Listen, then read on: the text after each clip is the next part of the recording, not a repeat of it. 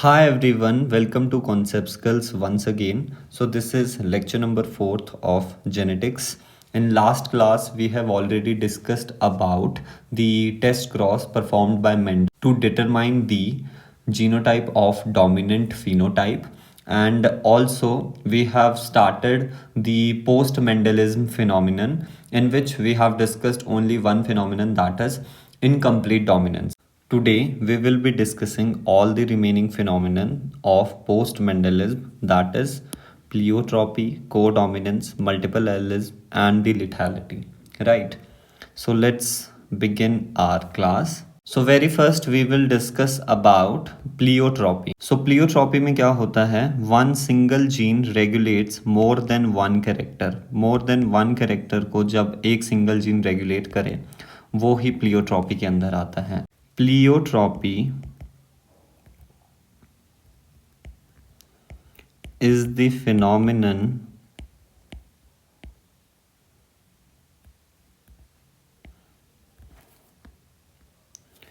when one single gene, when a single gene regulates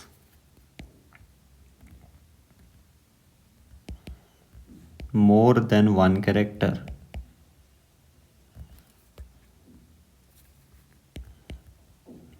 Then this phenomenon is known as pleiotropy, and that particular gene is known as the pleiotropic gene. Pleiotropic gene. तो हम represent कर सकते हैं, one gene है, वो क्या कर रहा है, वो वेरियस कैरेक्टर को क्या कर रहा है, कंट्रोल कर रहा है.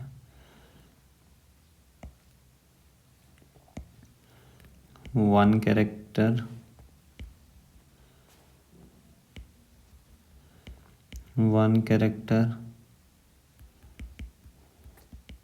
or we will write it as character 1, character 2, character 3, character 4. ठीक है. इसके पीछे रीज़न क्या होता है? हमने बोल दिया कि प्लियोट्रॉपी में सिंगल जीन रेगुलेट करेगा.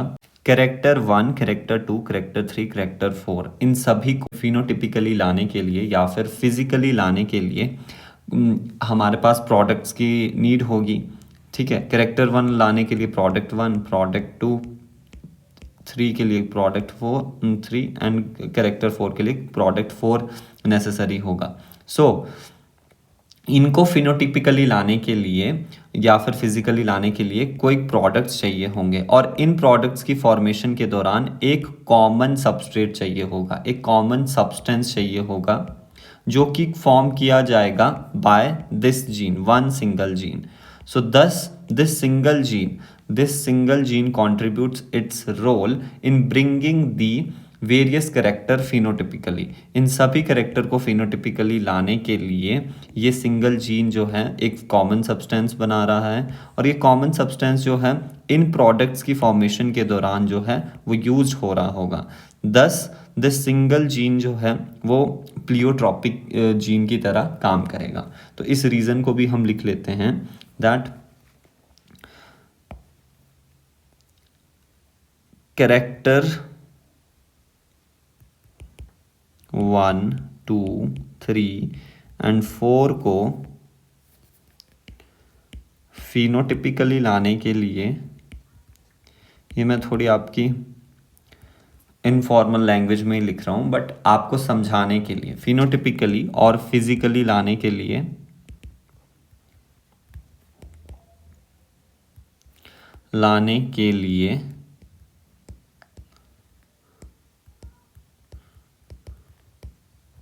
जो प्रोडक्ट्स जैसे कि प्रोडक्ट 1, प्रोडक्ट 2, प्रोडक्ट 3, प्रोडक्ट 4, जो प्रोडक्ट्स नेसेसरी होंगे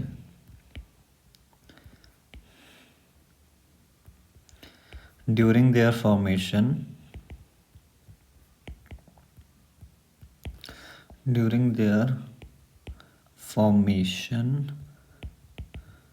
one common substance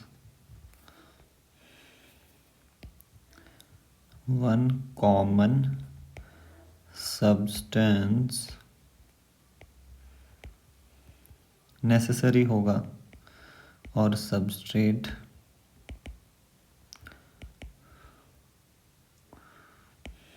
required that is produced by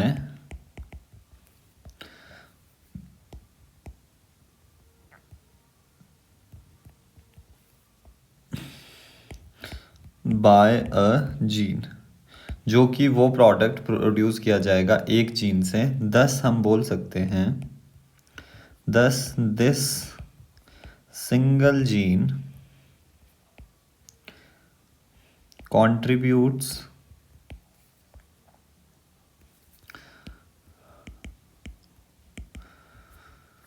its role in bringing various phenotype।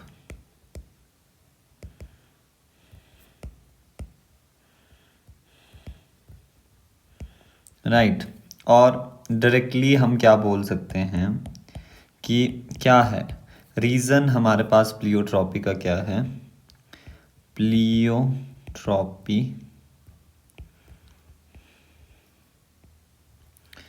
Reason is nothing but interrelationship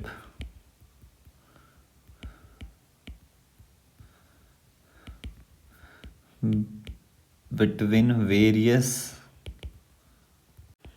metabolic pathways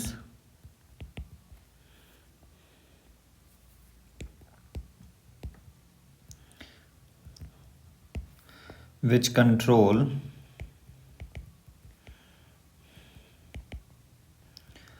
phenotypic expression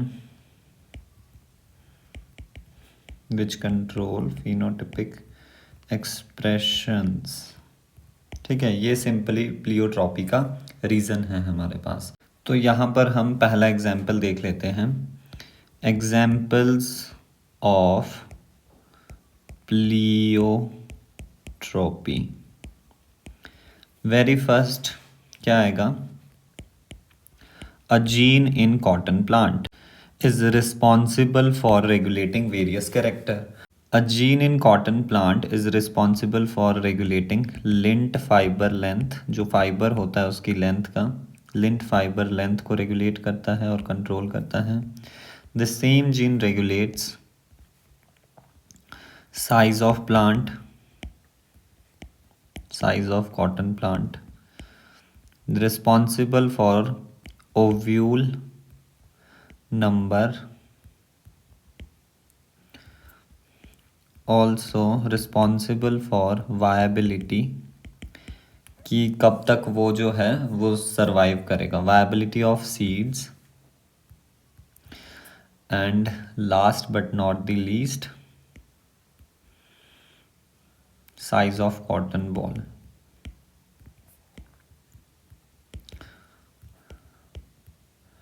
next example है हमारे पास,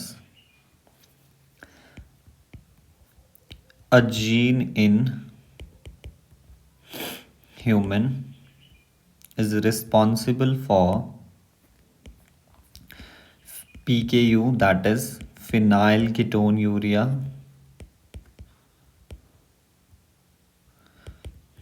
The same gene responsible for the disease Marfan's syndrome,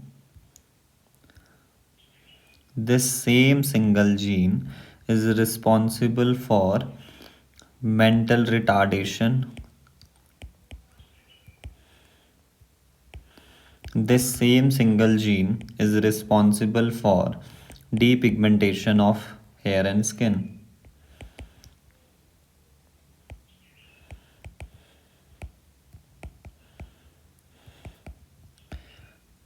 Right. Next, a gene in Drosophila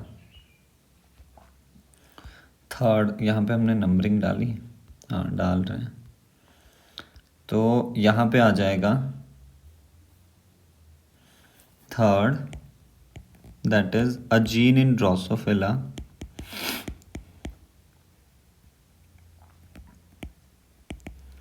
is responsible for various character, जिसके लिए हमारे पास trick जो है that is LED buffer BEFER, बस आपको ऐसे याद रखना है, ठीक है। तो L से हो जाएगा हमारे पास a gene in Drosophila responsible for longevity, that is long life span. Same gene is responsible for white eye mutation, white eye, E for eye, mutation. D for a gene is responsible for depigmentation of other body parts, depigmentation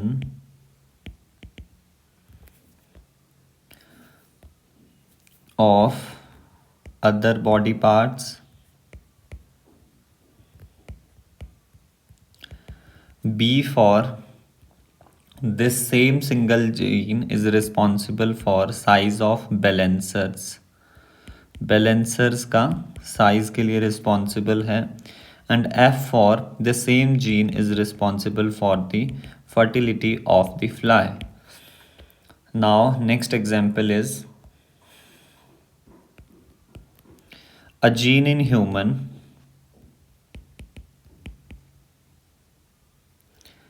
is responsible for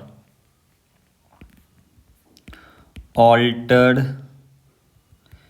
beta chain of hemoglobin. The same gene thus responsible for altered hemoglobin structure. This gene is present on chromosome number 11, right? Altered hemoglobin structure, अब altered hemoglobin structure हुआ, so this same gene is responsible for altered RBCs structure, that is वो किस shape के हो जाएंगे, sickle shaped हो जाएंगे, sickle shaped. Normally RBC कैसे होते हैं, ऐसे होते हैं राउंड शेप के, डिस्क की तरह होते हैं, राइट, डिस्क की तरह होते हैं। बट अब वो कैसे हो जाएंगे, now they become sickle shaped.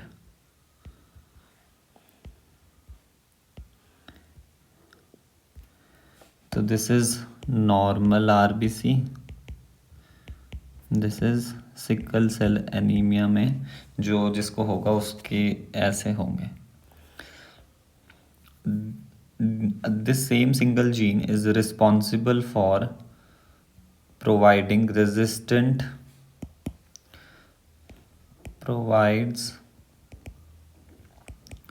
resistance to malarial parasite or the malaria by this specific species of Plasmodium, that is Plasmodium falciparum, because this Plasmodium falciparum cannot survive within sickle shaped RBCs, right? And last but not the least, a gene in not in human, a gene in pea plant, a gene in pea plant responsible for seed का shape and the responsible for size of starch grain or amount, we can say responsible for amount of starch synthesize, ठीक है। तो ये सारे pleiotropy के बारे में हमने एग्जाम्पल्स पढ़ लिए, 5 एग्जाम्पल्स। अब हमें जो है वो अजीन इन पी प्लांट वाले को डिटेल में डिस्कस करना है। So a gene in pea plant is responsible for seed का shape and size of starch grain synthesis, या फिर हम लिख सकते हैं अमाउंट ऑफ स्टार्च सिंथेसाइज, या फिर एक और चीज़ लिख सकते हैं स्टार्च ग्रेन सिंथेसिस के लिए वो रिस्पॉन्सिबल होता है। ये ऐसी लाइंस आपको डायरेक्टली पेपर में देखने को मिलेगी, तो इनमें से कोई भी हो तो उसका मतलब एक ही है, स्टार्च ग्रेन सिंथेसिस। तो सिंपली ये मतलब है कि एक सिंगल जीन है किसमें, पी प्लांट में, जो सीड का शेप भी रेगुलेट कर रहा है and size of starch grain, उस सीड के अंदर जो स्टार्च ग्रेन प्रेजेंट है उसे भी रेगुलेट कर रहा है। तो देखिए एक्चुअली होता क्या है ना, हमारे प्लांट में क्या बना, शुगर बना। शुगर बना तो वो स्टोर किस फॉर्म में होता है, स्टोर होता है हमारे पास स्टार्च की फॉर्म में, खाना। तो अब स्टार्च की फॉर्म में वो स्टोर होना है तो उसके लिए एंजाइम आता है SBE, that is starch branching enzyme, starch branching enzyme. And this starch branching enzyme is synthesized by a gene.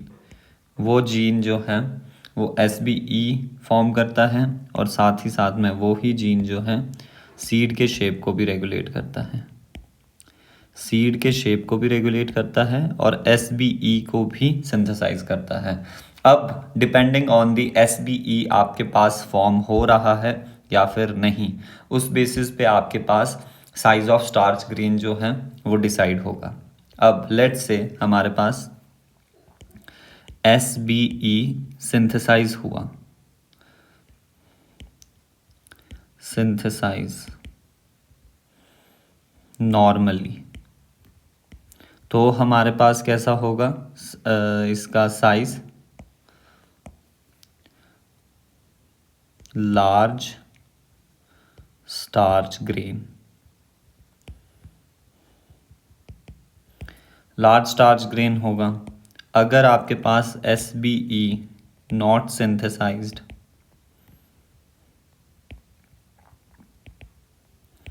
तो आपके पास क्या होगा, स्मॉल स्टार्च ग्रेन।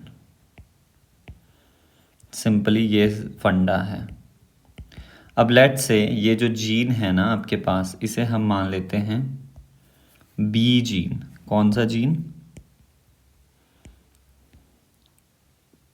ये B जीन है, राइट। अब B जीन जो है अलग अलग फॉर्म्स में हमें मिल सकता है, capital B, capital B, small b, small b, capital B, small b, right.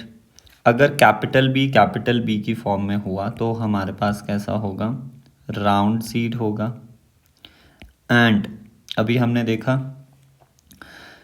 यहाँ पर लार्ज स्टार्च ग्रेन बनेगा, बट अगर स्मॉल बी हुआ तो हमारे पास रिंकल्ड सीड बनेंगे एंड स्मॉल स्टार्च ग्रेन मिलेगा। बट जब हमने कैपिटल B स्मॉल b वाले जीनोटाइप को स्टडी किया तो वहाँ पे सीड्स जो हैं वो तो राउंड सीड्स ही मिली, बट जो स्टार्च ग्रेन था वो इंटरमीडिएट साइज का मिला, intermediate starch grain size, intermediate starch grain size मिला हमारे पास। तो ये काफ़ी जो है इंटरेस्टिंग था। तो इसी की बेसिस पे हम क्या करेंगे, एक मोनोहाइब्रिड क्रॉस को कंसीडर करेंगे। तो यहाँ पे हम क्रॉस करवाएंगे, capital B is crossed with small b, तो यहाँ पर गैमीट्स बन जाएंगे कैपिटल बी स्मॉल बी, और जब इनको फर्टिलाइज करवाएंगे तो कैपिटल बी स्मॉल बी बनेगा। So this is F1। अब इनके बीच हम क्या करवा देंगे, सेल्फिंग करवा देंगे, राइट। सेल्फिंग करवाई तो हमारे पास क्या मिला, capital B small b, capital B small b, ये हमारे पास गैमीट्स हैं। This is also under gametes, और ये हमारे पास पेरेंट हैं। तो देखो पेरेंट उन्होंने कैसे लिए, पेरेंट उन्होंने लिए ये मिला राउंड, ये है round and large starch grain, ये है रिंकल्ड सीड, और यहाँ पे उन्हें मिला स्मॉल स्टार्च ग्रेन। ठीक है, बट F1 का अगर आप फिनोटाइप देखें तो वो है हमारे पास राउंड सीड्स, सारे के सारे all round seeds with intermediate starch grain. But अगर मेंडल का ये लॉ फॉलो करते तो यहाँ पर भी हमारे पास लार्ज स्टार्च ग्रेन ही बनता। ठीक है, अब हम इन्हें फर्टिलाइज करवा लेते हैं तो क्या बनेगा, capital B capital B capital B small b capital B small b small b small b, so this is F2। तो ये हमारे पास जो मिले that is round seeds with large starch grain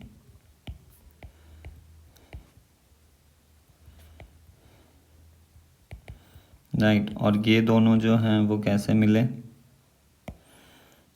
round seeds तो मिले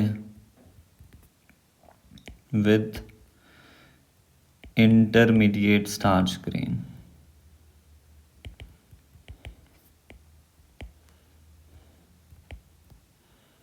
और जो लास्ट हमारे पास होमोजाइगस रेसेसिव हैं, ये wrinkled seeds with small starch grain.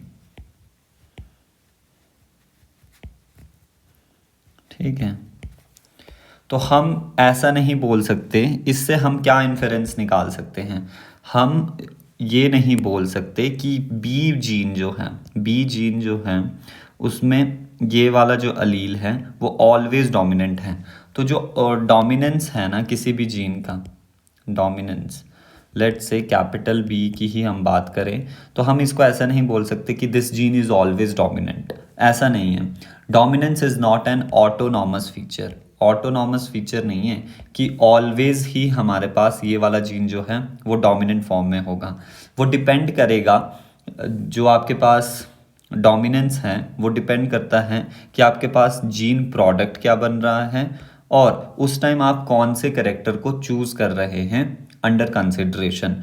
अगर मान लिया हम अभी सिर्फ राउंडनेस की बात कर रहे हैं तो राउंडनेस मतलब शेप की बात कर रहे हैं, सीड की जब शेप की बात कर रहे हैं उस टाइम में जो कैपिटल बी है वो डोमिनेंट अलील और डोमिनेंट जीन की तरह काम करेगा।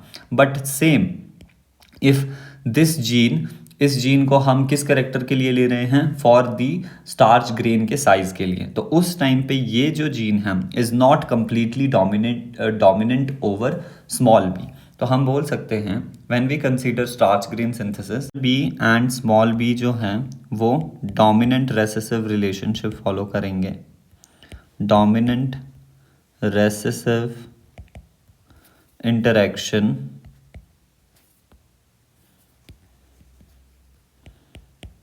इंटरेक्शन होगी when shape of seed is considered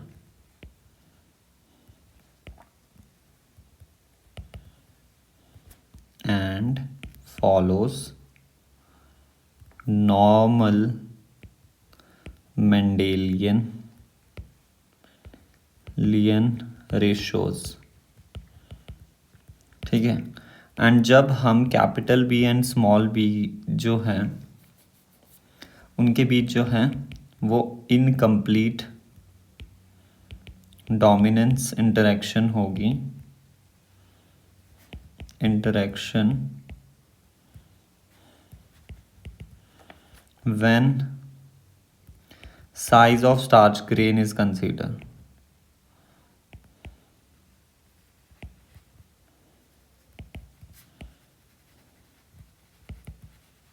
considers and do not follows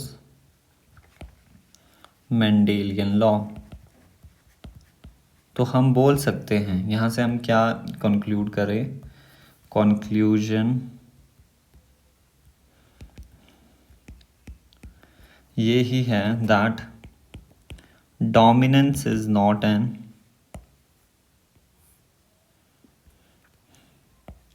dominance is not an autonomous what feature of a gene or product। इसका मतलब सिंपली ये है कि कोई भी पर्टिकुलर जीन जो है ना, वो ऑलवेज जो है वो डोमिनेंस शो नहीं कर सकता। वो डिपेंड करता है, इट डिपेंड्स अपॉन स्पेसिफिकली पहला कौन सा जीन प्रोडक्ट बन रहा है,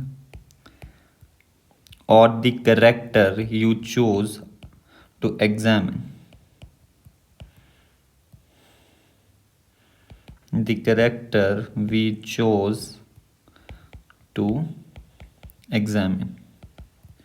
So this is all about pleiotropy। pleiotropy I hope आपको समझ आ गया होगा, right? Next we will move toward codominance। So अगर हम codominance की बात करें, so this is an example of what? Post Mendelism, जो कि हमें पता ही है। पोस्ट मेंडलिज्म का एग्जाम्पल है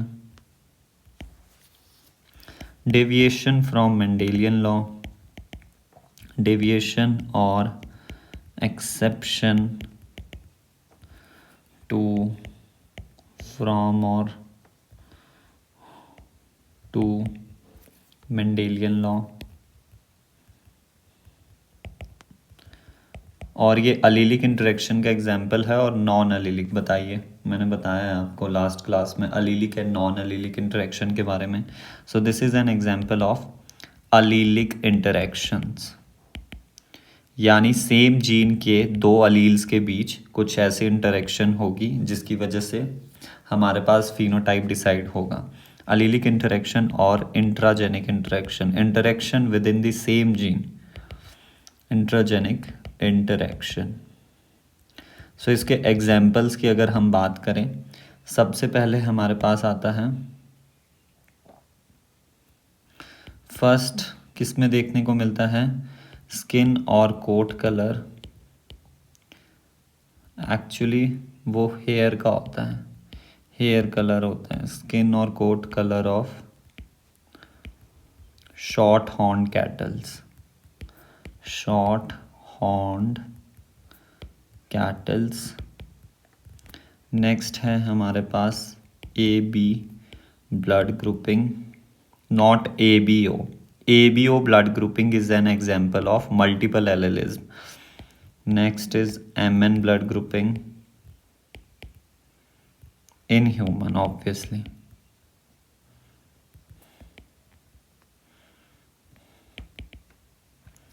In human, and last that carriers of sickle cell anemia, wait, that is SCA। सो ये सारे जो हैं किसके एग्जाम्पल हैं, कोडोमिनेंस के एग्जाम्पल हैं। So now we discuss these examples one by one, because इन सभी के जो क्रॉसेस हैं वो काफ़ी इम्पोर्टेंट हैं। तो सबसे पहले we will consider the skin और कोट कलर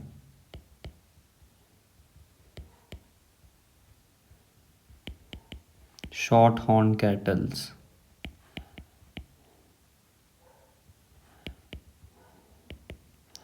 अब देखिए कोडोमिनेंस में, as the name suggest, codominance का सिंपली मतलब आप यहाँ पे लिख दीजिए बोथ alleles are एक्सप्रेसिव लिख लो या फिर डोमिनेंट लिख लो, एक ही मतलब है कि दोनों अलील्स जो हैं वो हमारे पास क्या होंगे, एक्सप्रेसिव होंगे और डोमिनेंट होंगे। तो इसी वजह से यहाँ पे अगर हम क्रॉस को कंसीडर करें तो रेड कोट होता है कैटल्स का और वाइट कोट कैटल्स, यानी जो उनके हेयर हैं एक्चुअली वो रेड एंड वाइट कलर के होते हैं। यूजुअली अभी तक हम क्या करते थे, कैपिटल आर जो डोमिनेंट होता था और जो रेसेसिव होता था उसे स्मॉल आर से रिप्रेजेंट करते हैं। बट यहाँ पे दोनों ही डोमिनेंट हैं तो हम क्या करेंगे, इसे कैपिटल आर और इधर कैपिटल डब्ल्यू से रिप्रेजेंट करेंगे। या फिर एक और तरीका होता है कि हम कोई एक कॉमन लेटर ले ले, अल्फ़ाबेट ले ले और उसके पावर में हम कैपिटल आर लिख ले और यहाँ पे भी हम एक कॉमन लेटर ले लें, अल्फ़ाबेट ले लें और उसके पावर में हम डब्ल्यू लिख लें। ये आपकी मर्जी है, ठीक है। तो हम यहाँ पे लिखेंगे कैपिटल डब्ल्यू या फिर कैपिटल ए और उनकी पावर में कैपिटल आर लिख लेंगे एंड यहाँ पे सेम लेटर लेंगे और capital W. But for now हम इस क्रॉस के लिए क्या कर रहे हैं, आर को कंसीडर कर रहे हैं। तो यहाँ पर ये अब हम गैमीट्स बना रहे हैं। So this is the parental generation, ये पेरेंट्स हैं, ये हमारे पास गैमीट्स हैं। जब आप इनको फर्टिलाइज़ करवाओगे तो हमारे पास कैपिटल आर कैपिटल डब्ल्यू सारे बनेंगे, ठीक है। All capital R capital W बनेंगे। दैट इज़ उनका फिनोटाइप कैसा होगा, उनका फिनोटाइप एक्चुअली रोन होगा। रोन का मतलब ही चितकबरी होता है ना, हिंदी में उसको चितकबरी कहते हैं। जैसे कि यहाँ पर आप देख सकते हो ये कैटल्स है, यहाँ पर हमने क्या लिया, रेड एंड वाइट, तो यहाँ पे रोन प्रोड्यूस हुई। अब पैटर्न अलग अलग तरीके से हो सकता है, यहाँ पे क्लियर देखते हैं। ये हो गया रेड बैकग्राउंड और फिर बीच बीच में हमारे पास क्या हो, वाइट स्पॉट्स प्रेजेंट हो, ये ठीक है। और दूसरी कंडीशन क्या होगी, दूसरी कंडीशन ये हो सकती है कि पूरा वाइट है काव और बीच बीच में हमारे पास रेड स्पॉट्स प्रेजेंट हैं। तो ये दो कंडीशन हो सकती है, दोनों ही हमारे पास रोन है। अब जब आप इनका रोन को क्या करवाओगे, ये F1 जनरेशन है, दिस इज़ F1। अब रोन के बीच हम सेल्फिंग करवा देंगे, capital R capital W is crossed with capital W, so this is selfing of F1। तो यहाँ पे गैमीट्स कैसे कैसे बनेंगे, कैपिटल आर कैपिटल डब्ल्यू, यहाँ पे कैपिटल आर कैपिटल डब्ल्यू। अब इन्हें फर्टिलाइज करवाओ तो ये बनेंगे capital R capital R capital R capital W capital R capital W W W capital W. So these are gametes of F1 and this is F2 generation। तो यहाँ पे हम देख सकते हैं ये बने रेड, ये दोनों बने रोन एंड ये हमारे पास बने वाइट। तो अगर हम इनकी फिनोटिपिक एंड जीनोटिपिक रेशो लिखें, phenotypic and genotypic ratio are same, that is 1:2 that is 1 आपके पास क्या मिला, रेड मिला, 2 आपके पास रोन मिले एंड 1 हमारे पास वाइट मिली। काव का स्किन कोड की बात हो रही है। जीनोटिपिक रेशो भी हमारे पास same as that of phenotypic ratio, that is 1:2:1, that is capital R capital R small capital W 2 मिलेंगे and W W capital W 1 मिलेगा। अब हम यहाँ से क्या क्या कंक्लूड कर सकते हैं? कंक्लूजन हमारे पास ये ही है दैट F1 हाइब्रिड जो है या फिर F1 जो है वो रिजेंबल करेगा रोन अगर आप देखें ना, रोन काव जो है वो किसको रिजेंबल कर रही है? वो दोनों पेरेंटल ट्रेट्स को रिजेंबल कर रही है। वाइट को भी रिजेंबल कर रही है, सॉरी वाइट को भी देखो रिजेंबल कर रही है एंड रेड को भी रिजेंबल कर रही है। बोथ पेरेंटल ट्रेट को रिप्रेजेंट करेगी और यहाँ पर कोई भी डोमिनेंट रेसेसिव रिलेशनशिप फॉलो नहीं होगी। अगर आप इसे भी देखो तो ये रेड भी रिप्रेजेंट कर रही है एंड डब्ल्यू भी रिप्रेजेंट कर रही है। और ये कैसे रिप्रेजेंट कर रही है? इक्वली एंड इंडिविजुअली, मतलब जितना रेड है उतना ही वाइट होगा और अलग अलग ये अपने को रिप्रेजेंट कर रहे हैं। रेड अलग प्रेजेंट है, वाइट अलग प्रेजेंट है। यहाँ पे कोई ब्लेंडिंग नहीं हुई है, कोई ब्लेंडिंग नहीं हुई है, कोई इंटरमीडिएट फॉर्म प्रोड्यूस नहीं हुई है like as that of incomplete dominance. तो ये ही 2-3 चीज़ें हमें यहाँ पे लिखनी है that F1 resemble both of the parental traits, and next is both alleles are able to express themselves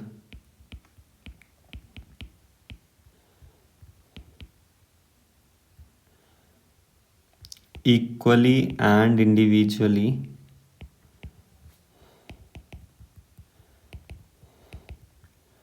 when present together.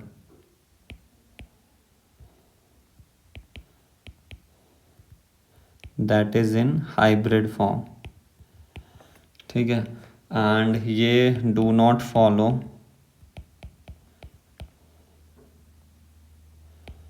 Dominant recessive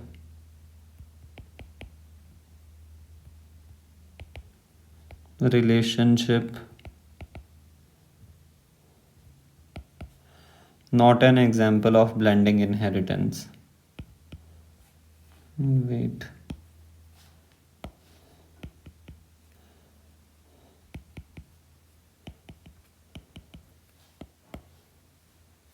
not an example of blending inheritance.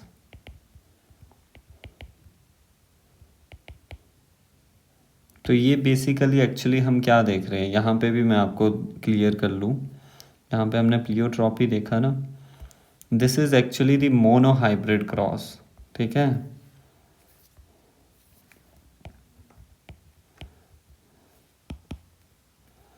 Mono hybrid cross ही देख रहे हैं हम यहाँ पे, because single character consider किया है ना, that is the skin coat colour, ठीक है। नेक्स्ट अब हम किसका देखें? ब्लड ग्रुपिंग का देख लेते हैं, that is A B blood grouping codominance में। A B blood grouping in humans,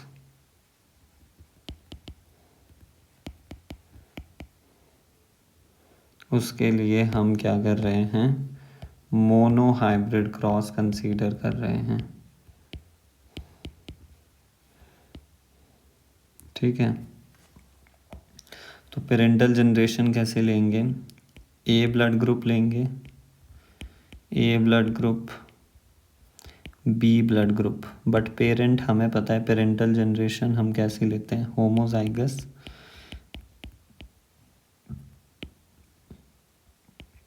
आई ए, ठीक है। बताया था कि नीचे वाला लेटर जो है वो कॉमन होगा एंड जो पावर में होगा वो हमारे पास फर्स्ट लेटर होगा उस ट्रेट का, ठीक है।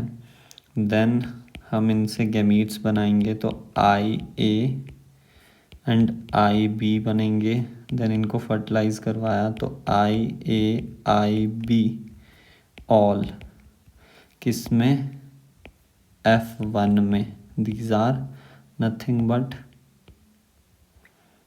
gametes and this is the parental generation. Now हम F1 हाइब्रिड्स के बीच सेल्फिंग करवाएंगे. तो यहाँ पर रिमेंबर वन थिंग, इनका फिनोटाइप कैसा होगा, AB ब्लड ग्रुप होगा इनका. ठीक है, because both A and B when present together are able to express themselves on the surface of RBC. तो आपके पास A blood group, A antigen भी प्रेजेंट होगा RBC के ऊपर एंड B एंटीजन भी प्रेजेंट होगा. ये हम यहाँ पे रिप्रेजेंट कर देते हैं. फॉर एग्जाम्पल या येलो से रिप्रेजेंट करते हैं. ये आपके पास RBC है, this is also different RBC and this is also the RBC. तो यहाँ पर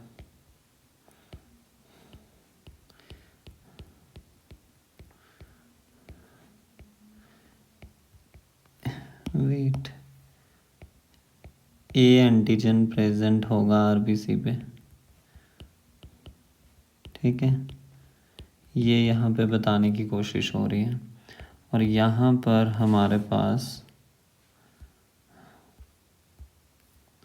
B एंटीजन प्रेजेंट होगा.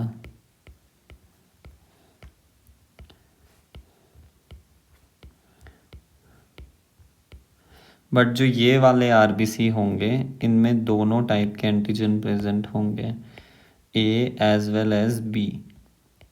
तो A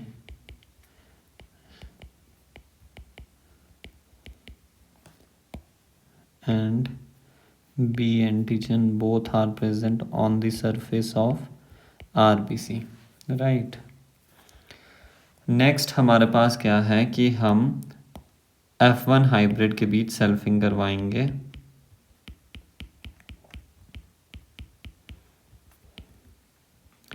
selfing of F1.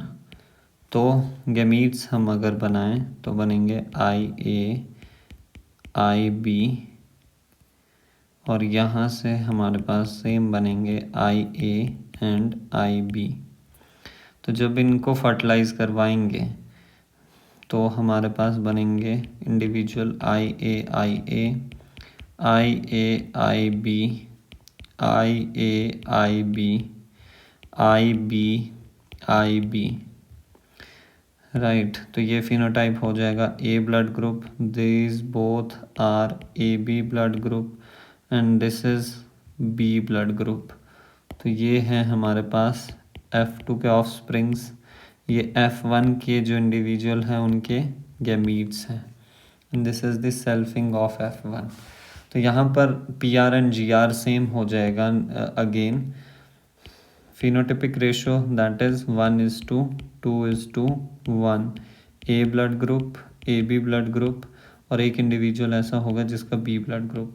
GR जो है दैट इज 1:2:1, यानी 1 genotype is IAIA, 2 genotypes are of IAIB and 1 genotype is IBIB.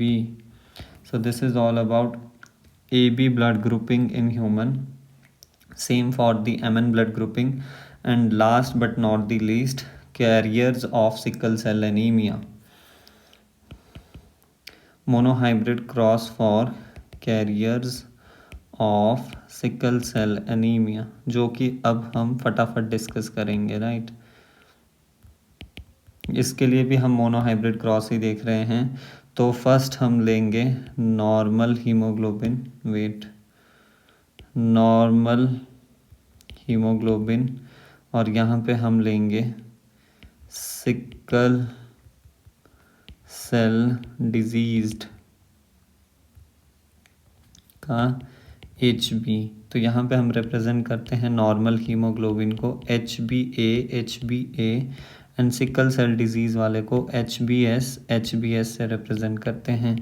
Gamete बनेंगे HbA और यहाँ पे बनेंगे HbA, नॉट HbA, HbS। इनको हम फर्टिलाइज करवा देंगे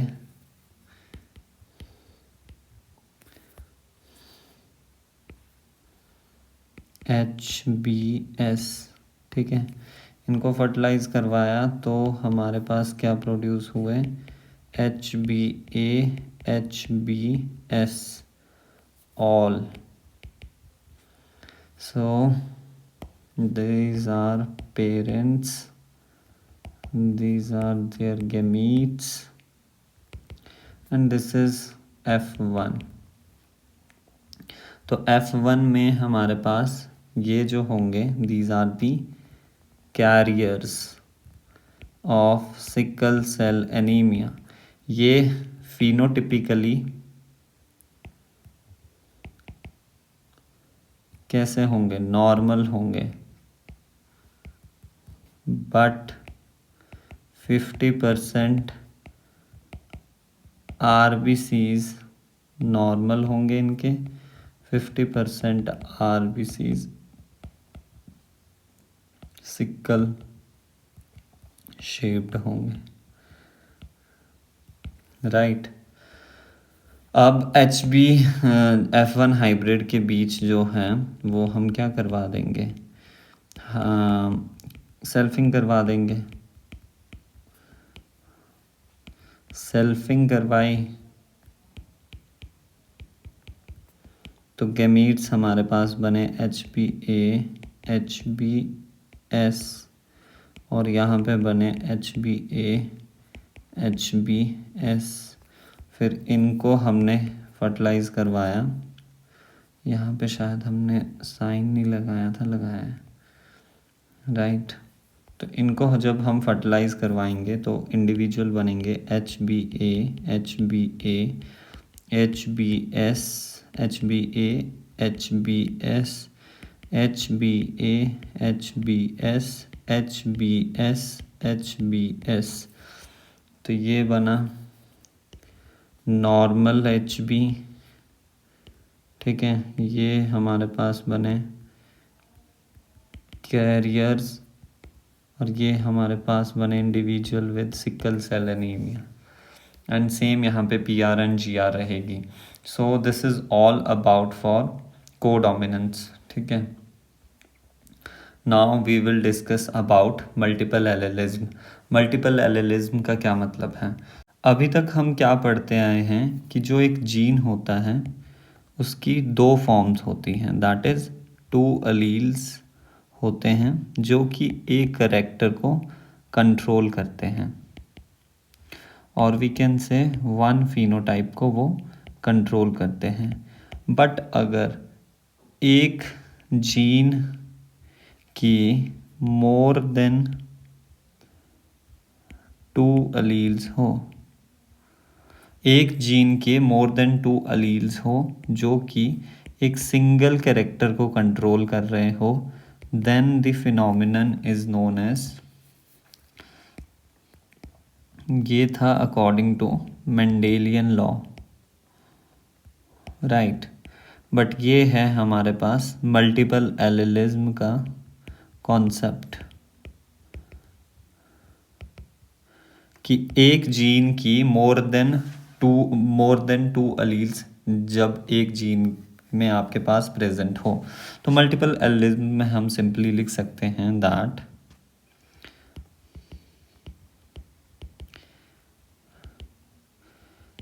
multiple allelism is the phenomenon when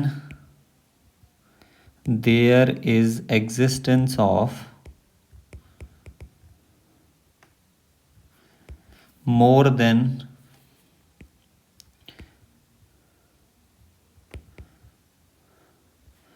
2 alleles of a single gene, ठीक है। कुछ पॉइंट आपको पता होने चाहिए that multiple allelism is found in a population में देखा जाता है ये multiple allelism, but in an individual only 2 alleles for that particular gene is present.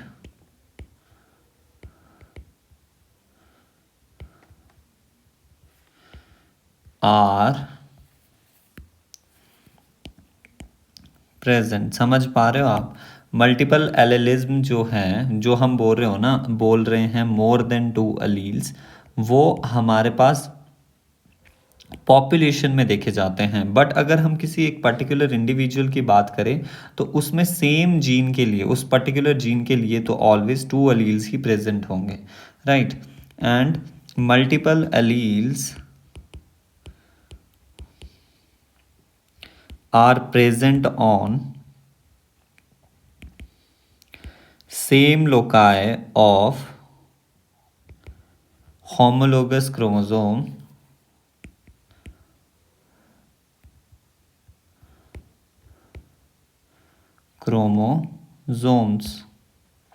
and these multiple alleles are formed due to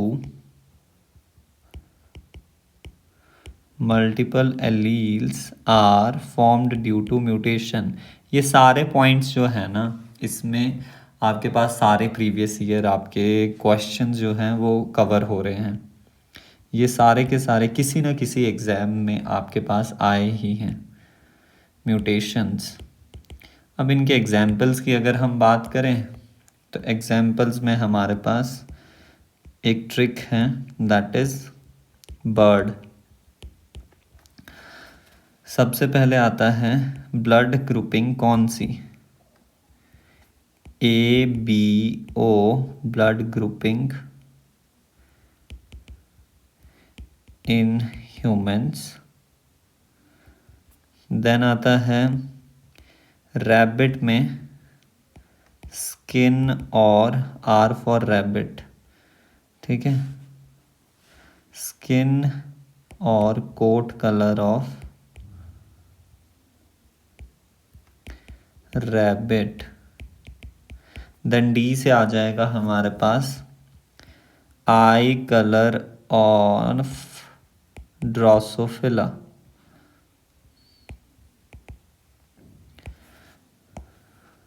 B for blood grouping, R for rabbit and D for Drosophila. अब इनमें आपको alleles के number पता होने चाहिए। देखिए ABO blood grouping में हमारे पास 3, 4, 5 ये डाल दो और यहाँ पे 1 जोड़ दो बस। 4 - 3 दैट इज 1। तो ABO blood grouping is controlled by 3 alleles, skin coat color in rabbit is controlled by 4 alleles and eye color in Drosophila is controlled by 15 alleles, right। अब इसके लिए हमारे पास यहाँ पे एक फॉर्मूला भी है। अगर आपको बताना हो फिनोटाइप्स पॉसिबल, फिनोटाइप्स, रुकिए यहाँ पे ही लिख देता हूँ मैं, नंबर ऑफ फिनोटाइप्स पॉसिबल के लिए फॉर्मूला है n+2 where n is equals to number of multiple alleles.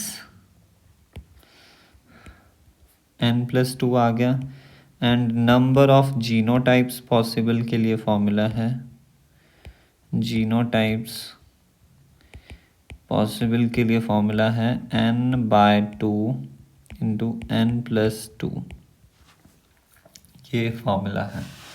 जैसे अगर हम यहाँ पे देखें एक एग्जाम्पल के तौर पे,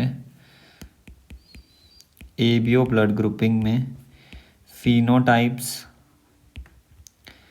एंड जीनोटाइप्स कितने पॉसिबल हैं, तो यहाँ पे हम फॉर्मूला लगाएंगे n+1 that is 3 + 1 which is equals to 4 and यहाँ पे हम फॉर्मूला लगा देंगे n+1 n/2 that is 3+1 3/2 which is equals to 4 into 3/2 that is 6।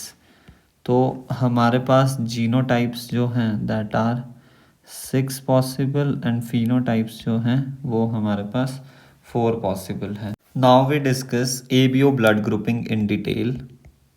अगर आपको कोडोमिनेंस में AB ब्लड ग्रुपिंग भी समझ नहीं आई होगी तो यहाँ पर बस सारी क्लियर हो जाएगी। ABO blood grouping in human, हमने बोला एक जीन की 3 अलील फॉर्म हैं। सो हेयर हमारे पास जीन जो है दैट इज़ आई जीन है। अब इसके हमारे पास कितने फॉर्म्स हैं? 3 अलील्स हैं। और वो 3 अलील कौन कौन से हैं? सबसे पहला है हमारे पास IA, देन है IB अलील एंड लास्ट है हमारे पास IO, जिसे हम स्मॉल आई से भी रिप्रेजेंट करते हैं। अब इनके बीच रिलेशन कैसा कैसा है? रिलेशन है जो IA एंड IB हैं वो तो कोडोमिनेंस को फॉलो करते हैं, ठीक है, कोडोमिनेंस का रिश्ता है इनके बीच। बट IA एंड IO के बीच जो है वो डोमिनेंस, कंप्लीट डोमिनेंस का रिश्ता है, कंप्लीट डोमिनेंस का रिश्ता है, या फिर आप बोल लीजिए डोमिनेंट रेसेसिव रिलेशनशिप है। Same for the IB and IO, this means IB is dominant over IO। तो सेम यहाँ पे भी ऐसा ही है, complete dominance.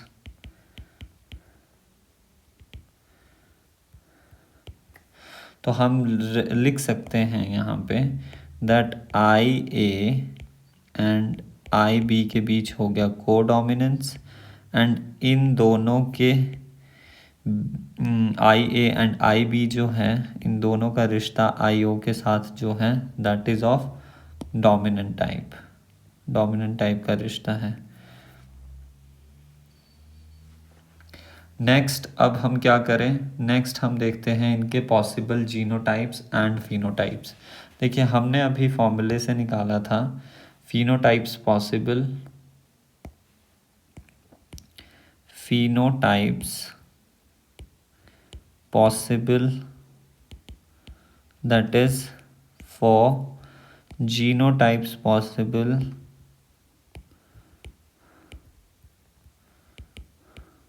that is actually 6। तो इसे हम यहाँ पे शिफ्ट करते हैं जीनोटाइप्स को। तो सबसे पहले हम देखेंगे फिनोटाइप्स को। फिनोटाइप्स 4 क्या क्या पॉसिबल है? एक है आपके पास A ब्लड ग्रुप हो जाए, दूसरा है हमारे पास B, तीसरा है AB एंड चौथा है O ब्लड ग्रुप। अब जीनोटाइप्स क्या क्या पॉसिबल है? पहला होमोजाइगस प्योर फॉर्म में हो, दूसरा ये भी होमोजाइगस प्योर फॉर्म में हो, तीसरा जो आपके पास A एंड B कोडोमिनेंट फॉर्म में हो, चौथा हमारे पास ये हो सकता है कि हेट्रोजाइगस फॉर्म में हो A एंड B भी हेट्रोजाइगस फॉर्म में हो, तो ये हो गया 5वां। And last but not the least homozygous form में हो O वाला। तो इस वाले केस में अब देख लेते हैं फिनोटाइप क्या होगा। इसमें होगा A ब्लड ग्रुप, इसमें होगा B ब्लड ग्रुप, इसमें हो जाएगा हमारे पास AB ब्लड ग्रुप, इसमें हो जाएगा again A blood group, because A and O जो है इनके बीच डोमिनेंट रेसेसिव रिलेशनशिप है। एंड यहाँ पे अगेन बी हो जाएगा because B is dominant over O, and यहाँ पर होमोजाइगस रेसेसिव कंडीशन में ओ ब्लड ग्रुप हो जाएगा, राइट।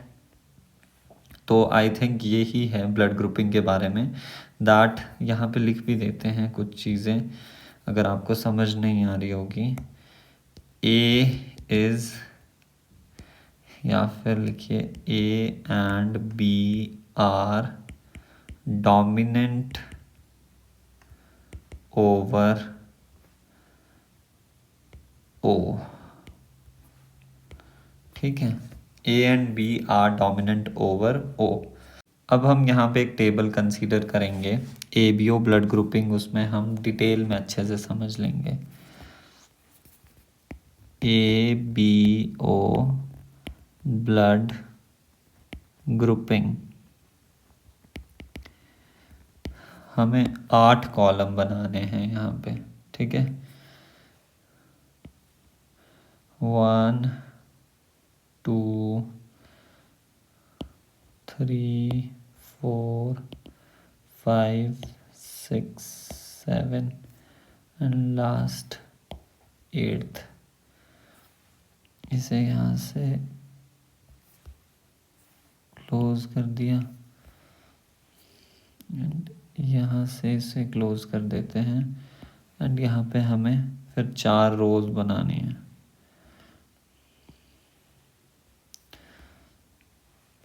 अब कुछ नहीं रहा, अब फटाफट यहाँ पे क्या है, सीरियल नंबर ले लो, फिर आएगा आपके पास ब्लड ग्रुप यानी कि फिनोटाइप, फिनोटाइप बोल लो या फिर ब्लड ग्रुप कह लो। नेक्स्ट आएगा आपके पास जीनोटाइप, एंड फिर आएगा एंटीजन जो कि आरबीसी के ऊपर प्रेजेंट है, एंटीबॉडी जो कि प्लाज्मा में प्रेजेंट है। फिर हम देख सकते हैं कि ये blood group can donate to, किसे दे सकता है, या फिर कैन रिसीव फ्रॉम, किससे ले सकता है ये वाला blood group particular. And last but not the least, कैसी रिलेशनशिप है।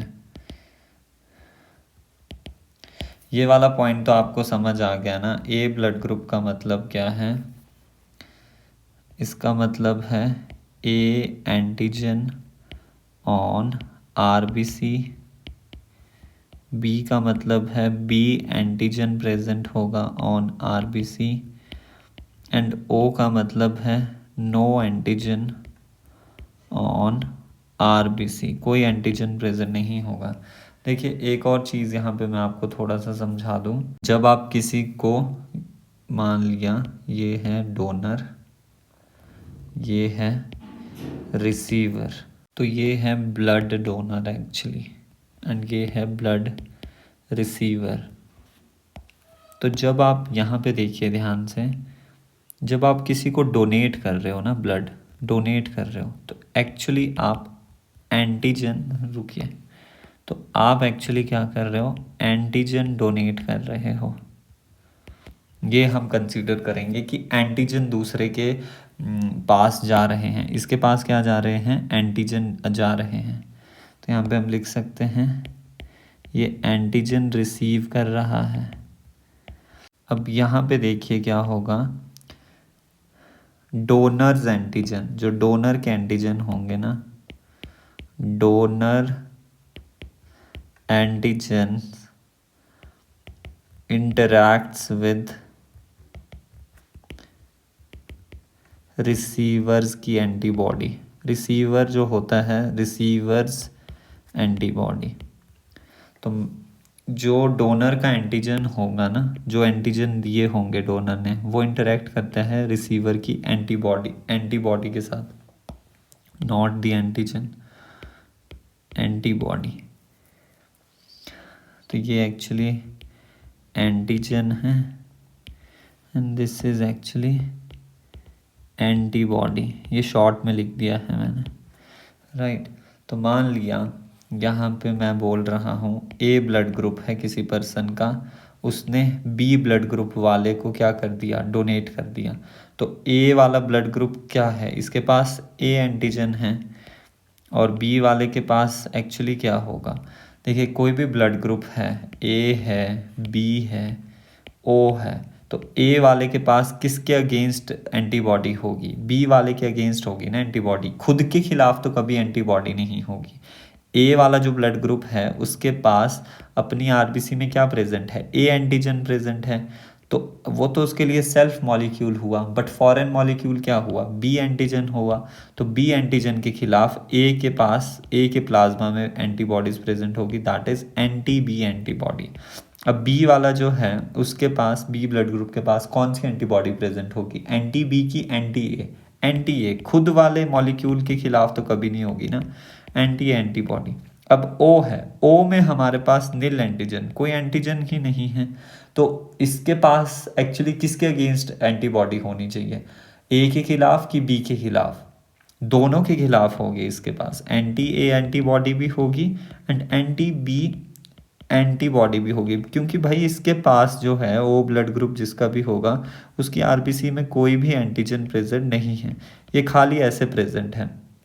तो अगर कोई भी मॉलिक्यूल आया, मान लीजिए ए एंटीजन इसको दे दिया आपने, ए ब्लड ग्रुप दे दिया या फिर बी ब्लड ग्रुप दे दिया, तो ये तो उनके पास तो ए एंटीजन प्रेजेंट होगा इनकी आरबीसी की सरफेस के पास, और इसके पास बी होगा, तो ये तो समझेगा कि ये मेरे लिए तो फॉरेन है, क्योंकि मेरे इम्यून सिस्टम के पास कोई क्या है, एंटीजन प्रेजेंट है ही नहीं, ना ए है ना बी है, तो ये दोनों के खिलाफ जो है वो एंटीबॉडी बनाता है। तो आई होप आपको जो ब्लड ट्रांसफ्यूजन का थोड़ा सा कॉन्सेप्ट है वो क्लियर हुआ होगा। अब हम ये डिस्कस कर लेते हैं। तो सबसे पहले हमारे पास यहाँ पे 4 ब्लड ग्रुप्स आएंगे। सबसे पहला है ए ब्लड ग्रुप, फिर है हमारे पास B blood group, then A B blood group and the O blood group. अब इधर जीनोटाइप पॉसिबल क्या क्या होंगे, ए के लिए जो जीनोटाइप है that is I A, homozygous तो होगा, एंड साथ ही साथ में हमारे पास हेट्रोजाइगस भी होगा, that is I O, because A is dominant over D, A is dominant over O. Next हमारे पास बी ब्लड ग्रुप में जीनोटाइप जो है आई बी होगा, homozygous and heterozygous I O. A B blood group में एक ही type का जीनोटाइप पॉसिबल है, that is I B. And जो ओ ब्लड ग्रुप है वहाँ पर जीनोटाइप क्या पॉसिबल है, आई ओ, जिसे हम ऐसे भी लिख सकते हैं, but only one genotype, only one genotype आपके पास पॉसिबल है। नेक्स्ट हमारे पास आता है एंटीजन, ए ब्लड ग्रुप वाले के पास कौन सा होगा, ए एंटीजन प्रेजेंट होगा, ऑब्वियसली ए एंटीजन प्रेजेंट होगा। यहाँ पे कौन सा, बी ब्लड ग्रुप वाले के पास बी एंटीजन प्रेजेंट होगा। ए बी वाले के पास कौन से एंटीजन प्रेजेंट होंगे, A and B antigen both present होंगे। ओ ब्लड ग्रुप के पास नील, कोई भी एंटीजन प्रेजेंट नहीं होगा, नो एंटीजन। अब हमारे पास ए ब्लड ग्रुप वाले के पास कौन सी एंटीबॉडीज प्लाज्मा में प्रेजेंट होगी, खुद के सेल्फ मॉलिक्यूल के अगेंस्ट तो नहीं होगी, तो एंटी बी एंटीबॉडी प्रेजेंट होगी। बी ब्लड ग्रुप वाले के पास कौन सी एंटीबॉडी प्रेजेंट होगी, एंटी ए एंटीबॉडी। और ए बी के पास कौन सी होगी, देखिए इसके पास ए एंटीजन भी है, बी एंटीजन भी है, तो किसी के खिलाफ भी यहाँ पे एंटीबॉडीज प्रेजेंट नहीं होगी। अगर मान लीजिए एंटी बी एंटीबॉडीज प्रेजेंट हुई इसके पास, मान लेते हैं ए बी ब्लड ग्रुप जिसका है उसके पास एंटी बी एंटीबॉडीज हुई, तो वो तो बी वाले जो एंटीजन्स हैं, आरबीसी के पास तो बी भी प्रेजेंट है, इसमें ए भी प्रेजेंट है, तो ये तो बी एंटीजन को डिस्ट्रॉय करेगा, यानी आरबीसीज को डिस्ट्रॉय कर देगा, तो उसकी वजह से एनीमिया हो जाएगा। बट ऐसा नहीं होता, इनके केस में क्या देखा गया, नील, नो एंटीबॉडीज, कोई एंटीबॉडीज प्रेजेंट नहीं है। अब जो ओ ब्लड ग्रुप है, ओ ब्लड ग्रुप है, इसकी आरबीसी की सरफेस पे कोई भी एंटीजन प्रेजेंट नहीं है, नो एंटीजन, कोई एंटीजन प्रेजेंट नहीं है। तो अगर इसको आपने ए एंटीजन दिया या बी एंटीजन दिया, यानी बी ब्लड दिया आपने ऐसे इंडिविजुअल को जिसका ब्लड ग्रुप ओ है, तो उस केस में क्या होगा, ए एंटीजन भी फॉरेन है, बी एंटीजन भी फॉरेन है, तो that's why in O blood group वाले इंडिविजुअल के पास उनके प्लाज्मा में एंटी ए एंटीबॉडी भी प्रेजेंट होती है, एंड एंटी बी एंटीबॉडी भी प्रेजेंट होती है। रिमेंबर वंस अगेन, मैं दोबारा याद दिलाता हूँ कि डोनर जो है वो क्या देता है, एंटीबॉडी की एंटीजन, वो अपने एंटीजन देता है। एंड रिसीवर जो है वो किसके साथ इंटरेक्ट करता है, डोनर के एंटीजन जो है वो रिसीवर की एंटीबॉडी के साथ इंटरेक्ट करते हैं, जिसे ही हम एग्लूटिनेशन कहते हैं, राइट। नेक्स्ट हमारे पास आता है किसे वो ए ब्लड ग्रुप दे सकता है। देखिए ए ब्लड ग्रुप ए वाले इंडिविजुअल को दे सकता है, और किसको दे सकता है, ए बी वाले इंडिविजुअल को भी दे सकता है। क्यों दे सकता है, बिकॉज देखो ए बी वाला जो इंडिविजुअल है उसकी सरफेस पे ए एंटीजन भी है, बी एंटीजन भी है। तो जब आप ए ब्लड ग्रुप ए बी वाले इंडिविजुअल को दोगे तो वो क्या समझेगा, भाई ए एंटीजन तो फॉरन नहीं है, क्योंकि उसके पास खुद के पास रिसीवर के पास ए एंटीजन भी प्रेजेंट है, राइट। क्या ये ओ को दे सकता है, ए ब्लड ग्रुप ओ को दे सकता है, नहीं दे सकता भाई, क्योंकि ओ जो है उसके पास कोई एंटीजन नहीं है। ए दे दिया तो ए एंटीजन चले गया तो वो फॉरन समझेगा। नेक्स्ट बी ब्लड ग्रुप किसे दे सकता है, बी वाले को तो दे ही सकता है, ए बी को भी दे सकता है। And B A B blood group किसे दे सकता है, ए बी को दे सकता है।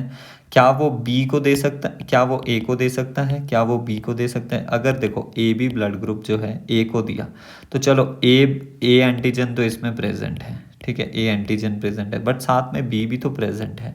तो अगर आपने ए बी ब्लड ग्रुप दिया ए वाले इंडिविजुअल को तो वो क्या करेंगे, ए की जो एंटी कौन सी एंटीबॉडी होगी, एंटी बी एंटीबॉडी होगी, वो बी एंटीजन को डिस्ट्रॉय करेगी, यानी इनके कंप्लीट आरबीसी को ही डिस्ट्रॉय करेगी। सेम फॉर अगर आपने बी ब्लड ग्रुप को ए बी ब्लड ग्रुप दे दिया तो क्या होगा, जो एंटी ए एंटीबॉडीज़ हैं बी वाले ब्लड ग्रुप के पास वो इंटरैक्ट करेगी इन किसके साथ, ए वाले एंटीजन के साथ, और दैट्स वाई क्लम्पिंग कॉज कर देगा। तो जो ए बी ब्लड ग्रुप है वो सिर्फ ए बी को ही दे सकता है। ओ ब्लड ग्रुप किसे दे सकता है, देखिए ओ ब्लड ग्रुप का क्या है फ़ायदा है कि ओ ब्लड ग्रुप में कोई एंटीजन प्रेजेंट नहीं है, कोई एंटीजन प्रेजेंट नहीं है, तो जो रिसीवर है, रिसीवर तो जो है वो एंटीजन ही डिटेक्ट करता है। अब रिसीवर के पास कोई एंटीजन आ ही नहीं रहा, तो चाहे आप ए को दो, बी को दो, ए बी को दो, ओ को दो, कुछ पता नहीं चल रहा। सो दैट्स वाई ओ जो है वो ए को भी दे सकता है, ए बी को भी दे सकता है, बी को भी दे सकता है, एंड फॉर श्योर ओ को भी दे सकता है। दैट्स वाई वो यूनिवर्सल डोनर है। O blood group universal donor actually O negative होता है।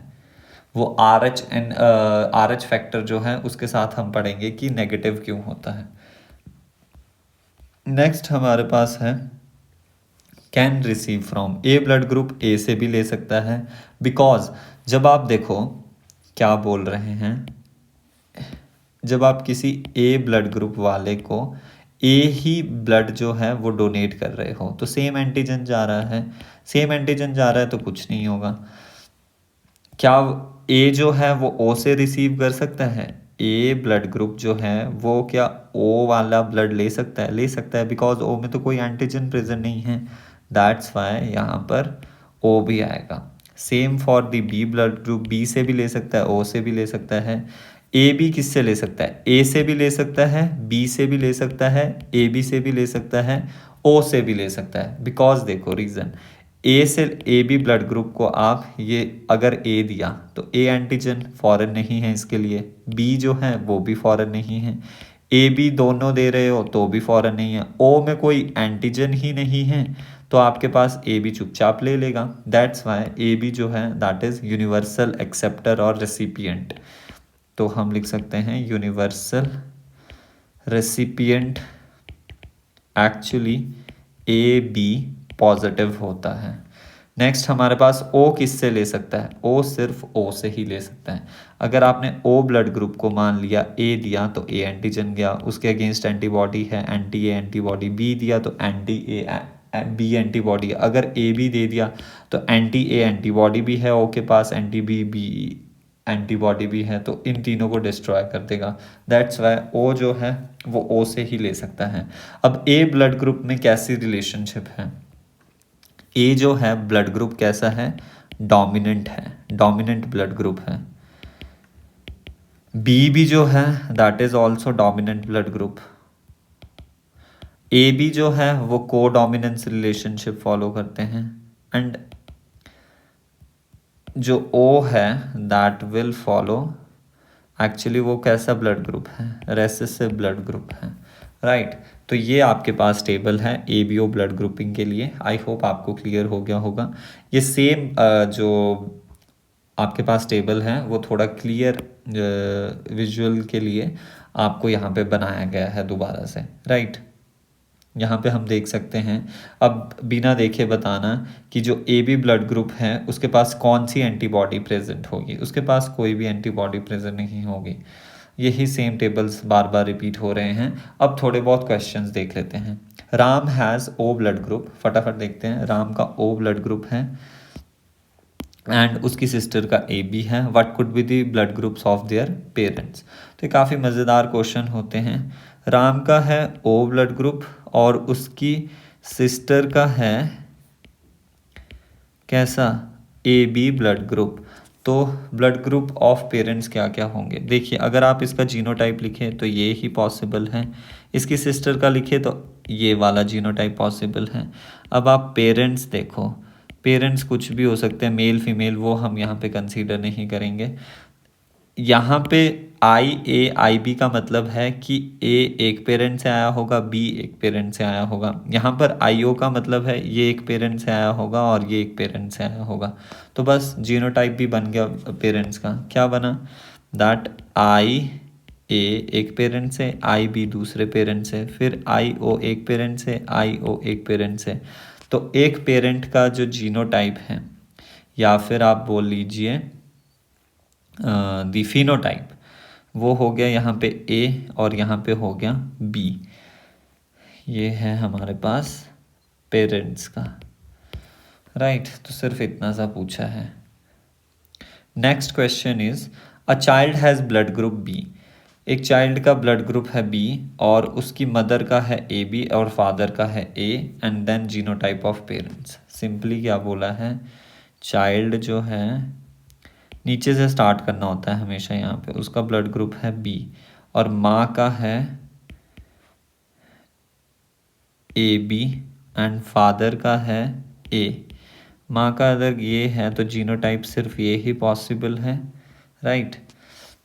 और यहाँ पर ये वाला जीनोटाइप भी पॉसिबल है और ये वाला, कुछ भी हो सकता है। तो देखो अगर ये वाला हुआ, ये वाला जीनोटाइप हुआ होमोजाइगस वाला, तो हमारे पास B never possible, B never, child with B never, never possible. देखो क्योंकि अगर ये हुआ तो सिर्फ और सिर्फ हमेशा आपके पास आई ए वाले टाइप के गैमीट बनेंगे और यहाँ से आई ए आई बी। तो जब आप इसको इसके साथ या इसको इसके साथ, तो यहाँ पे ए ब्लड ग्रुप मिलेगा, यहाँ पे ए बी ब्लड ग्रुप मिलेगा। बी कभी भी पॉसिबल नहीं है। बट अगर आप ये वाला कंसीडर करते हो तो यहाँ पे गैमीट्स बनते हैं आई ए आई ओ, राइट। यहाँ पर बना के देख लो, यहाँ पे गैमीट्स बनेंगे आई ए आई ओ और यहाँ पे आई ए आई बी। तो यहाँ पर चांसेस हैं जब ये वाला गैमीट इसके साथ फ्यूज़ करेगा तो बी ब्लड ग्रुप आ जाए, राइट। जीनोटाइप पेरेंट का पॉसिबल है। जीनोटाइप यहाँ पे हम लिख देते हैं आई ए आई ओ, किसका, मेल का, एंड फीमेल का हो जाएगा आई ए आई बी। ये हो गया मदर का। अदर ऑफस्प्रिंग्स के जीनोटाइप्स क्या क्या पॉसिबल है, तो जीनोटाइप्स यहाँ से लिख लो। पहला हो जाएगा ये वाला जब इसके साथ फ्यूज़ किया, और ये वाला जब इसके साथ करेगा, ये वाला जब इसके साथ फ्यूज़ करेगा, एंड जब ये वाला गैमीट इसके साथ फ्यूज़ करेगा। तो पहली कंडीशन में हमारे पास हुआ आई ए,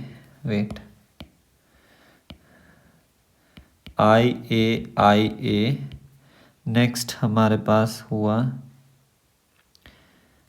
आई ए आई बी, फिर हमारे पास हुआ IAIO and last but not the least IBIO. So these are the genotypes of children's.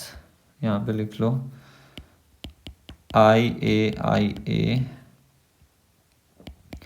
IAIO, IAIB, IBIO. Right. Possible phenotypes of other offsprings. Possible phenotype है ए ब्लड ग्रुप, ये भी ए, ये A B and this is B. तो A B, A B, यानी ए and B ही है. फिर है blood group is not possible in offsprings, जो बचा दैट इज ओ. ओ कभी पॉसिबल नहीं है. So this is the solution for these questions.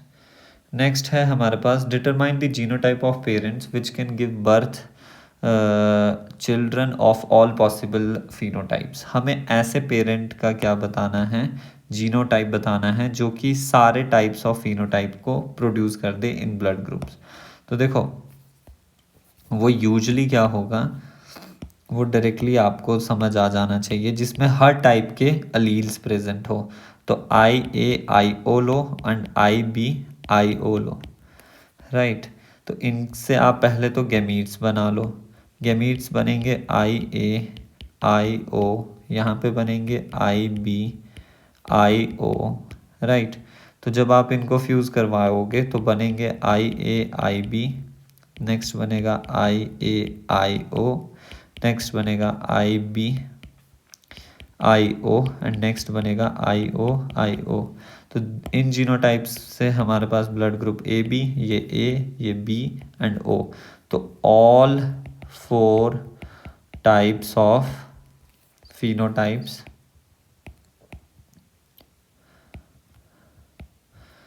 appear in children's or not children. तो ये आगे पेरेंट. तो parent must be heterozygous A and B. Heterozygous form में होने चाहिए.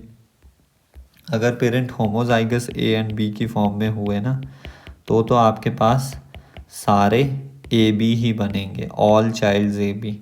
अगर एक आपके पास होमोजाइगस है और एक आपके पास क्या है, रेसेसिव है, तो ए बी भी बनेगा, ए भी बनेगा, बट आपके पास बी नहीं बनेगा और यहाँ पे ना ही ओ बनेगा. सेम फॉर अगर आप ये ले लेते हो कि आई बी ले लिया एंड IAIO ले लिया, तो आपके पास ए बी बनेगा, बी बनेगा, ए कभी नहीं बनेगा, ओ कभी नहीं बनेगा. राइट. तो ये इसका सल्यूशन हो गया. Next I think last topic है ये इस क्लास का, लिथैलिटी. देखिए लिथैलिटी का सिंपली मतलब है कि जो आपके पास कोई पर्टिकुलर जीन है वो इस काबिल हो जाए कि वो डेथ ऑफ किसी पर्टिकुलर इंडिविजुअल की करवा दे, यानी कोई ऐसा कॉम्बिनेशन बन जाए अलील्स का कि वो रिस्पॉन्सिबल हो for the death of the individual. So हम डायरेक्टली लिख सकते हैं that lethality is an example of, first of all आपको पता होना चाहिए ये एग्जाम्पल है अलीलिक इंटरैक्शन का. अलीलिक और intragenic interaction, that is interaction between the alleles of same gene. Right. Those genes, lethality में हमारे पास कौन से जीन्स आते हैं, लीथल जीन्स. अब लीथल जीन्स क्या होते हैं, वो genes which are responsible or which are lethal or deadly enough to cause death of an organism.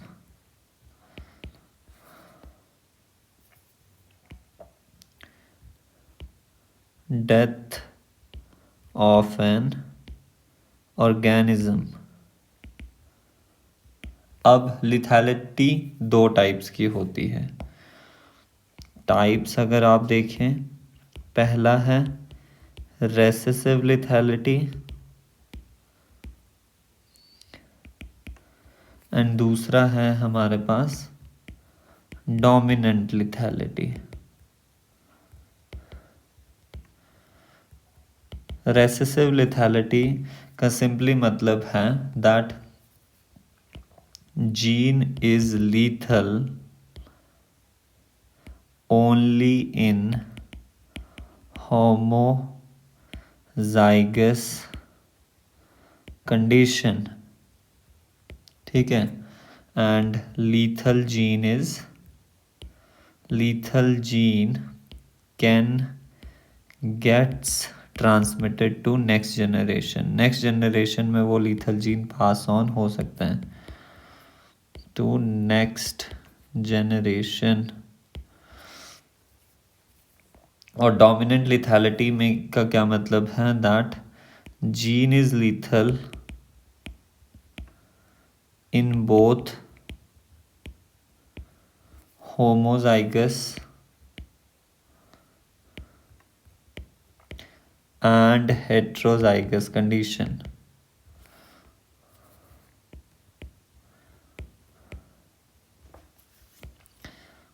अगर दोनों ही कंडीशन में जीन लीथल है तो वो काफ़ी कम रेयर चांसेस है that it get transmitted to next generation. Lethal gene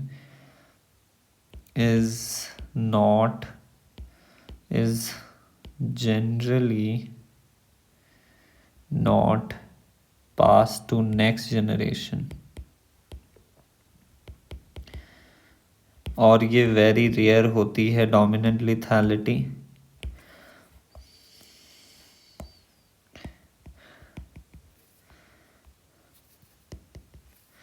where as जो आपके पास रेसेसिव लिथैलिटी होती है that is more common.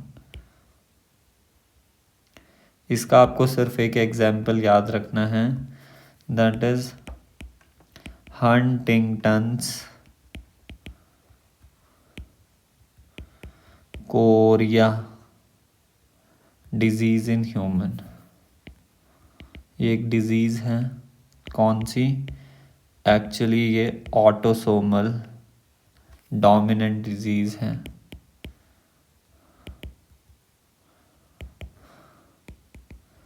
In human.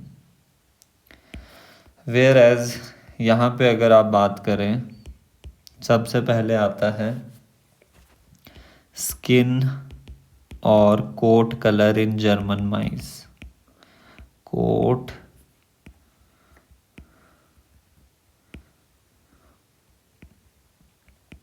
Colour in German mice discovered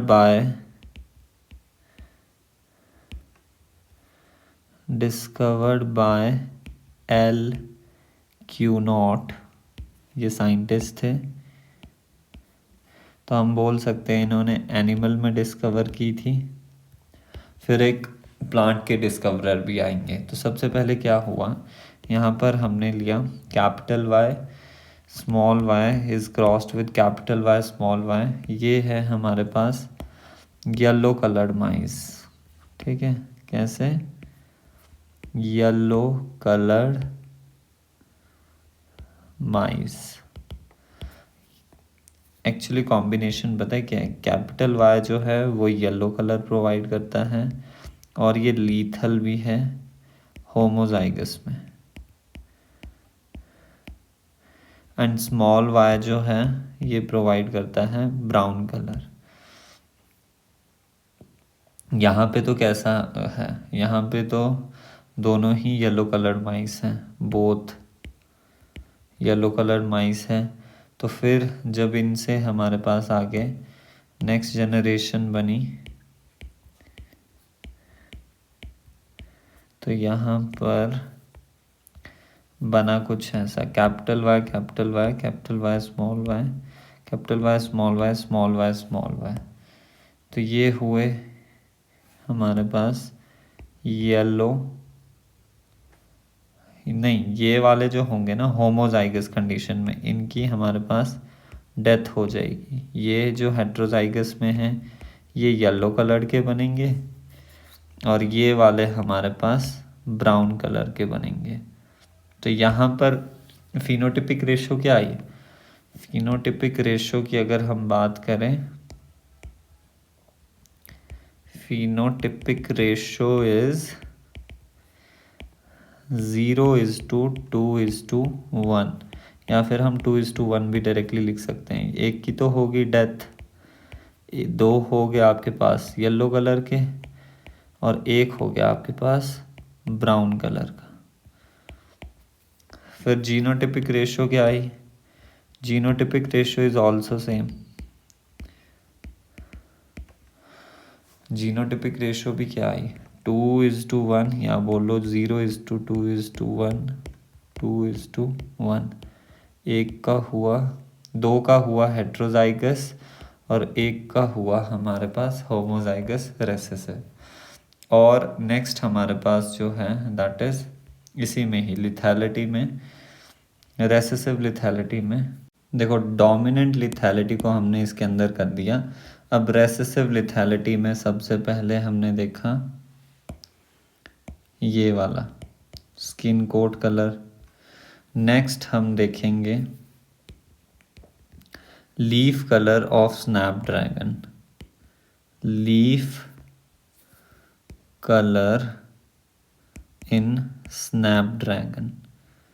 तो फर्स्ट ऑफ ऑल जो आपके पास प्लांट्स थे, ठीक है, प्लांट्स में किसने डिस्कवर की थी? Discovered by EBAR, BAUR। तो इन्होंने प्लांट्स में डिस्कवर किया था फर्स्ट ऑफ ऑल लिथैलिटी को। और ये स्नैपड्रैगन किसे कहते हैं? एंटीराइनम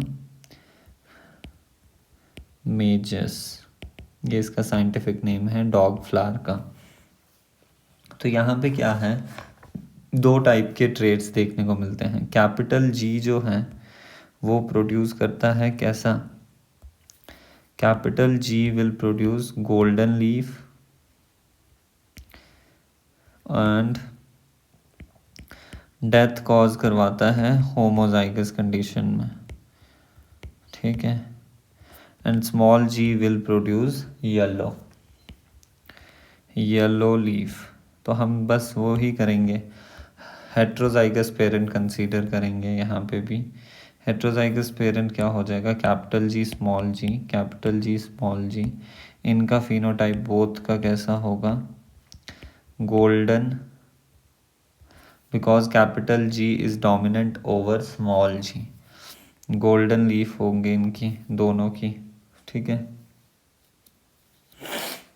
अब इनके गैमीट्स जब बनाओगे तुम तो capital G small g, capital G small g। अब उनको फर्टिलाइज करवा के capital G capital G capital G small g, capital G small g small g small g। तो यहाँ पे हुई डेथ प्लांट की। ये दो क्या हुए? ये दो हो गए गोल्डन लीफ हुआ इनका, और इनका हमारे पास येलो लीफ हुआ। तो PR एंड GR सेम हमारे पास कैसी आई? PR I 2:1, that is golden and yellow.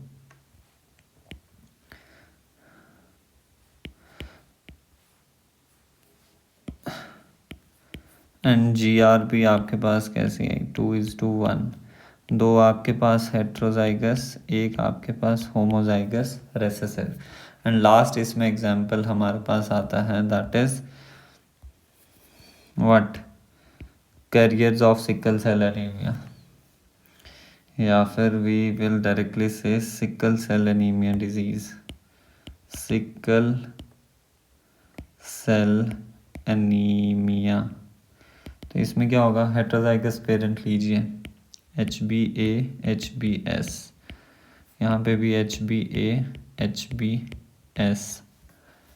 तो HbA जो है that is normal haemoglobin and HbS जो है वो सिकल सेल एनीमिया रिप्रेजेंट कर रहा है। तो ये दोनों जो हैं वो हमारे पास कैरियर्स हैं, carriers of sickle cell anaemia. तो इनसे गैमीट्स जब बनाओगे आप HbA, HbS, HbA, HbS, right. अब इन्हें आप फर्टिलाइज करवा दो, फ्यूज़ करवा दो, HbA, HbA, HbA, HbS, HbA, HbS, HbS, HbS। सो ये हमारे पास नॉर्मल हीमोग्लोबिन, ये दोनों का आपके पास कैरियर्स होंगे, एंड ये हमारे पास सिकल सेल एनीमिया होगा इसको। और इसमें भी हमारे पास फिनोटिपिक एंड जीनोटिपिक रेशो जो है वो सेम आएगी, that is PR and GR जो है दैट इज़ 2:1। सो अगर हम सारी रेशोज़ को क्या करें, कंपेयर करें, सो सबसे पहले हमारे पास आता है मेंडेलियन मोनोहाइब्रिड क्रॉस। मोनो, यहाँ पे सारी रेशोज़ हैं, ठीक है। मोनोहाइब्रिड क्रॉस में क्या होगा,